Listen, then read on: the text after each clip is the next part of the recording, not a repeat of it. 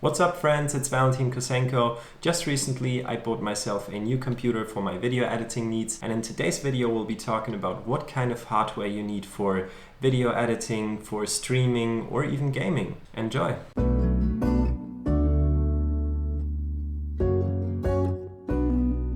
Okay, before we start, I'd suggest to get a hot cup of tea just like I did here, because this might be a little longer video. In today's video we'll be talking about the CPU and GPU, your CPU cooler, as well as a main board, your memory in terms of RAM and storage, as well as a power supply, and of course your PC case, which is also really important because you want a good airflow and not every case is best suited for this kind of scenario. And as you can see, I'm using my laptop here right now, and I've opened up PC Part Picker, which is a really great website to get started with PC building, and we'll be starting with the CPU first. And there are two big players that you really need to know about. The one being AMD and the other one being Intel. Let me tell you one thing. Intel has been really weak lately compared to AMD because AMD has been pushing the game and they have been pushing prices and performance, and that's why, at least at this point of time, I'd suggest to go with a AMD CPU for video editing needs. And this is because of the amount of cores and the price that you pay for AMD CPUs. Because if you want the same amount of cores on an Intel CPU, you'll pay a lot more. Now, of course, everything in this video depends on your budget. Since I've already built my PC, I can tell you that mine has cost me around 3,500 euros, which sounds kind of insane, but for the amount of work we'll be able to do with it, it's really a good investment. So first things first, the amount of cores you should go with should be no lower than 8 cores, especially if you want to do some multitasking. If you're more into the gaming side, then you'll have to focus a lot more on single core performance because most games are not optimized for multiple cores. But if you're into video editing, 3D modeling, or After Effects, Fusion, that kind of stuff, then you'll really benefit from multiple cores and you should go with no lower than 8 cores. Me personally, I went with 16 cores and 32 threads, which would be the 3950X by AMD, which is a Ryzen 9 processor, which currently costs about 800 euros as you can see. But if you're on a tight budget, then I'd suggest going with the 3900X, which only comes with 12 cores and 24 threads, but in return only costs you around 470 euros. Still, in this video I'll be showing you what I have built for my PC, and as soon as everything arrives here in my apartment, I'll show you how to build everything together.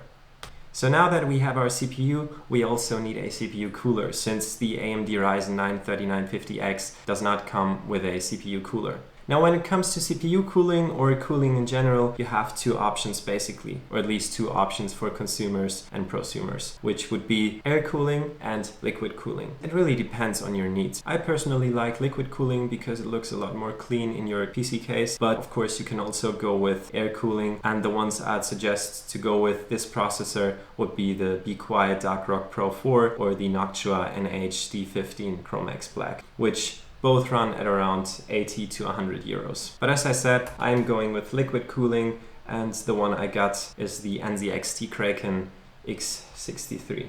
Kraken. How do you pronounce that? Kraken. Kraken. NZXT Kraken. NZXT Kraken. NZXT Kraken? NZXT. Okay, never mind.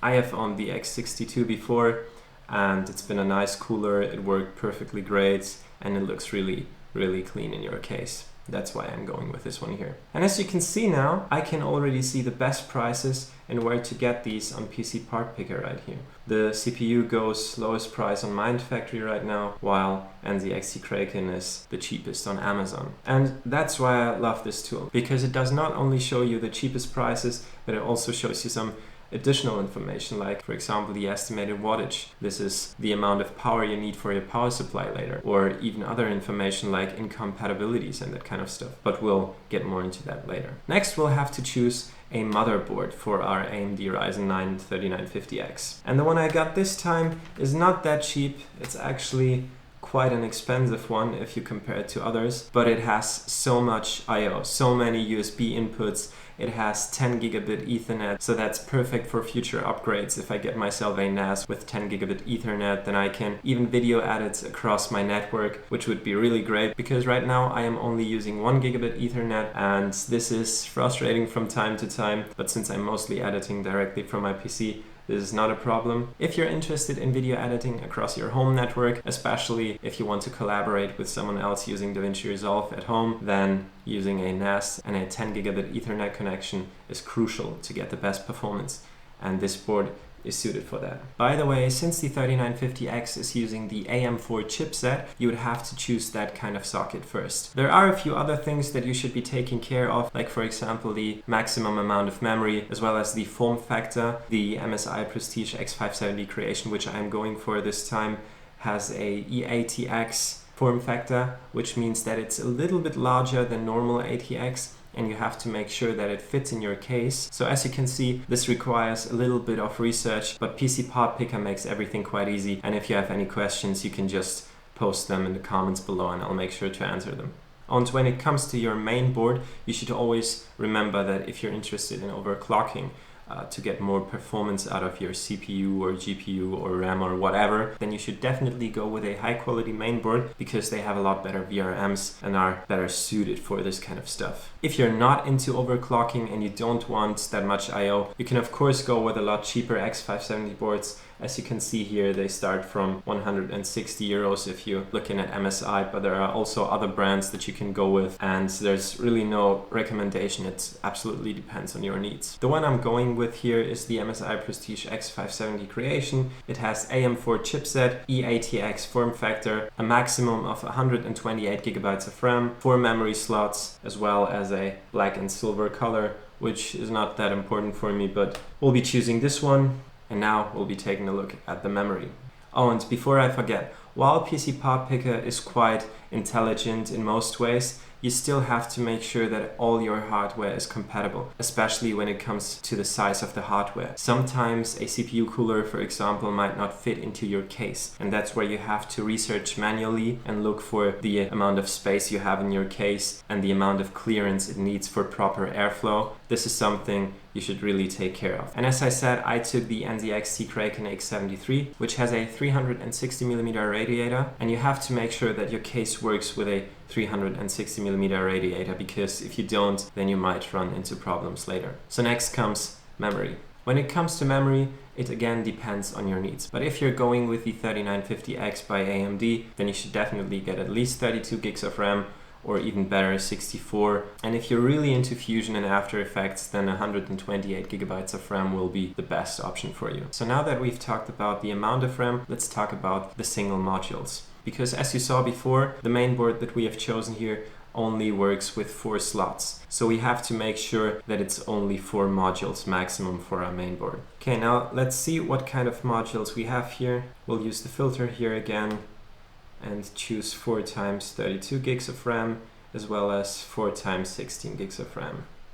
And now as you can see, there's only 64 and 128 gigs options. So now let's talk about speed and cache latency.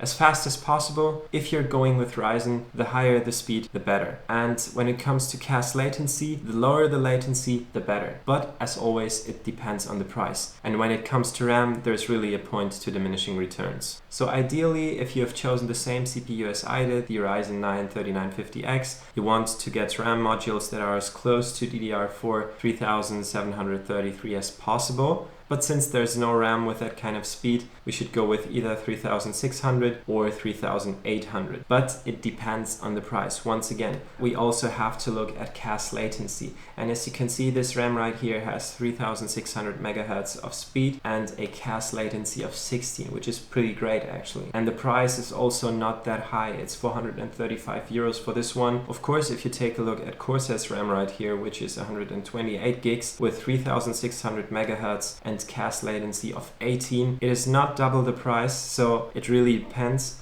But if you take a closer look, the CAS latency is 18 with the RAM by Corsair, while G.Skill has a CAS latency of 16 with the same amount of speed, which is 3600 MHz. And the price is 435 for 64 gigs, while 128 gigs runs for around 745 euros. So my recommendation would be, if you really need the 128 gigs, then go with Corsair here.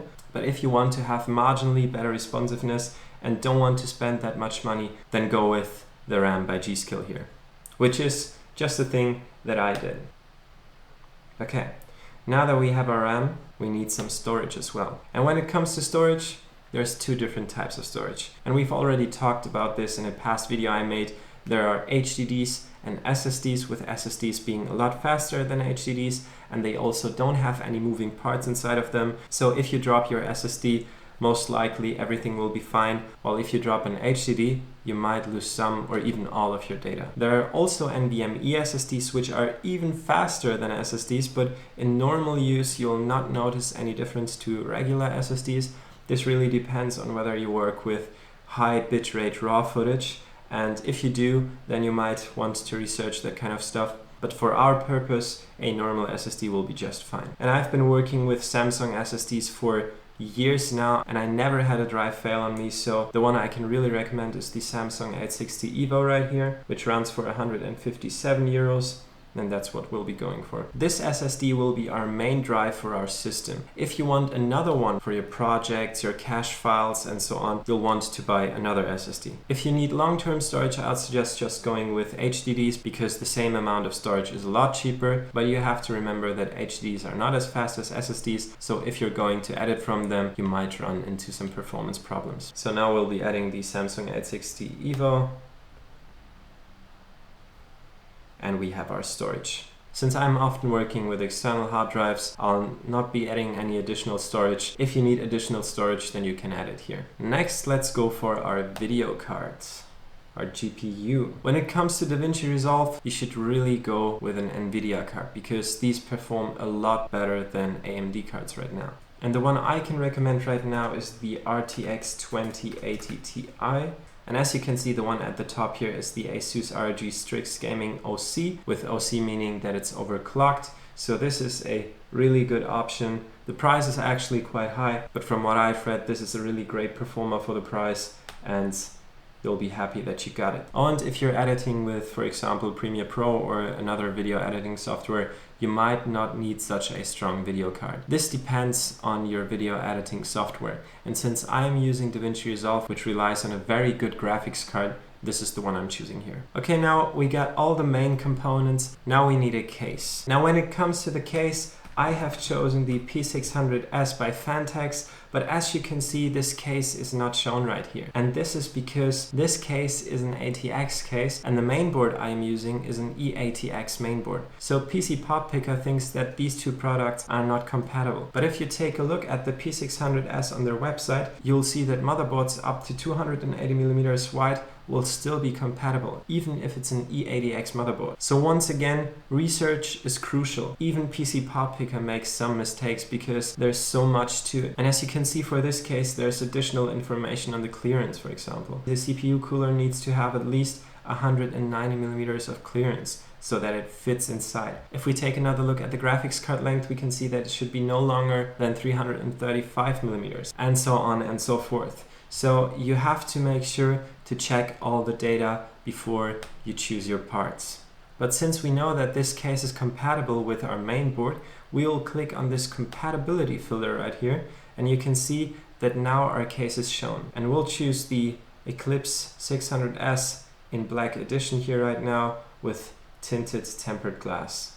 Now as you see, once again it shows a compatibility warning that our main board is not compatible with the case, and it also shows a note that if we use additional hard drives inside this case, our graphics card might be too long for it. But since we're not going to do that, and there's still room for at least 4 hard drives, this is fine. And by the way, if you go to the very bottom of this page, you can see the part list price history, which is really quite interesting. Okay, now that we've got everything else, the only thing left for us to find is a power supply. And when it comes to power supplies, it needs to at least be the amount of estimated wattage you have, but I'd suggest to go a little bit above that, because normally your power supply will be the most efficient at around 50%. But the efficiency is also dependent on the efficiency grade, which you'll usually find on your power supply. And there are quite different efficiency ratings. As you can see right here, there's 80 plus gold, there's 80 plus titanium, but there's also 80 plus platinum.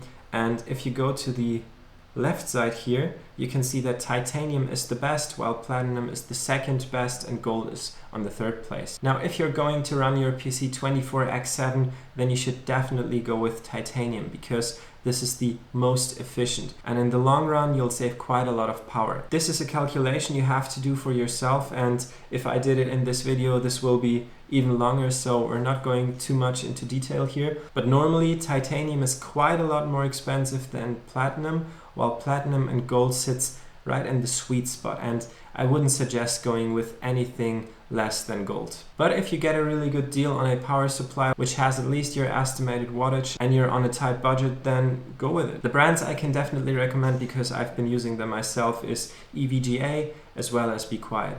And in this case, I'll be going with a Be Quiet Straight Power 11 with 750 watts of power, but there's no platinum rating right here, but the one I bought had an 80 plus platinum rating. And the price was around the same since I've bought it on a sale. And now, as you can see, everything is done. Our total price is 3,632 euros, which once again is quite a lot. If you're working with it, then you'll love this machine, because it will be so fast for video editing, for streaming, or even gaming, that you'll love it. Now, this is the setup that I have chosen. But of course, if your budget is lower, then you can still take a look at the system builder, make some research. You can also check out the build guides that you have on PC Pod Picker here, or even take a look at some other completed builds. If you take a look at the build guides, for example, you'll see that there are very different types of solutions, like for example, the magnificent AMD gaming and streaming build with a AMD Ryzen 7 3700X, a GeForce RTX 2080 Super, and the price is around half. Of course,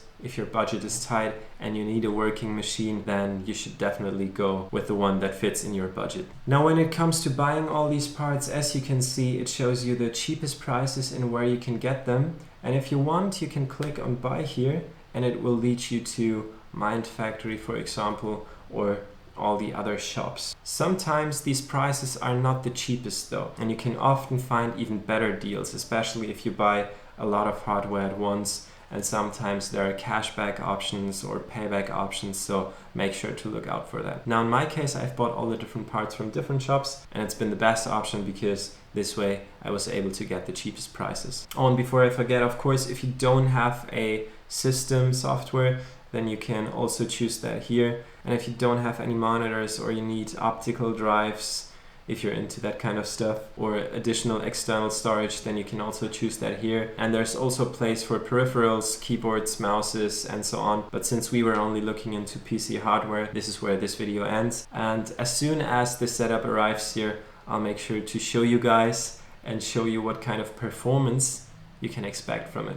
which will hopefully be a lot better than the system I have right now, which runs on an AMD Ryzen 7 1700 and a GTX 1080 Ti, which is still not bad, but I mean, it's half the cores and it's the last generation GTX cards and also only half the RAM. This might be quite a big upgrade for me. And by the way, when it comes to comparing PCs and laptops, I can really only recommend PCs for video editing, because laptops often run into thermal throttling, which is such an insane thing. And as you can probably hear right now, these fans are going like crazy. While if my machine was doing the same thing, recording the screen, it would be absolutely quiet. And that's the point. You can get a lot better performance inside a PC compared to a laptop, because a laptop has to fit all this hardware in a small case, and this often leads to problems. But if you're still dependent on mobile editing, then the only thing I can really recommend is getting a laptop with a good cooling solution that does not thermal throttle, because if it thermal throttles, then even your $3,000 or Euro Dell XPS 15 will have problems and will just perform like a very cheap laptop. And that's why lately I have not been editing on this laptop. I'm using it for my other business activities mostly, but not for video editing. Photoshop and all that kind of stuff is still fine, but when it comes to video editing, you want a machine with good performance, and this is where most laptops run into problems. By the way, if your laptop does not thermal throttle, it does not mean that this is good, because it might be that the software has been modified in a way that your PC does not thermal throttle and your hardware runs on like 100 degrees, which would be insane and very, very bad for the lifetime of your hardware. So thermal throttling is not a bad thing actually, because it saves your hardware from failing early, but when it comes to laptops, it's just not perfectly suited for video editing. And that's it with this video. I hope this video was helpful for you. And as I said, if you still have any questions, then please let me know in the comments below. Other than that, I really hope you enjoyed this video. Make sure to subscribe if you did and leave a thumbs up, and I'll see you in the next one.